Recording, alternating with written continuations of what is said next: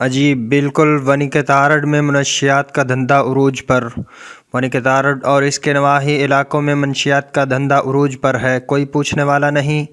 ان علاقوں میں پیپلی، قولو تارڑ، اسد اللہ پور، کھاڑک بٹیاں، بیری والا اور ونی کے تارڑ کے شہر کے کئی علاقے شامل ہیں۔ جی سارے چھٹے جات کو بھی مل جاتی ہے، کولو میں بھی مل جاتی ہے، حافظ آباد میں مل جاتی ہے۔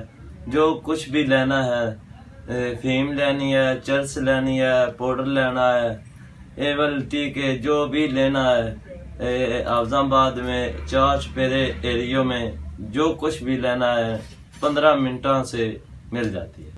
پولیس خاموش اور تماشائی بنی بیٹھی ہے۔ اس مکروہ دھندے سے کئی لوگوں کے گھر جل رہے ہیں اور کئی ماؤں کے لال جو ہیں وہ نشے جیسی لعنت پر لگ رہے ہیں، کوئی پوچھنے والا نہیں۔ کہ ہر گھر کے نزدیک یا تو پولیس چوکی ہے یا تھانہ بنایا گیا ہے۔ پولیس کی موجودگی میں ہر گھر کی دوری پر تقریباً 5-4 کلومیٹر کی دوری پر یا پولیس چوکی ہے یا تھانہ موجود ہے۔ پولیس کی موجودگی میں منشیات فروش بے لگام گھوڑوں کی طرح کام کر رہے ہیں۔ پولیس تھانہ ونی کے تارڑ منشیات فروشی کا دھندا روکنے پر بالکل ہی ناکام نظر آ رہی ہے۔ سیاسی سماجی لوگوں کا کہنا ہے کہ خدا را اس منشیات جیسی لعنت سے ہمیں بچایا جائے۔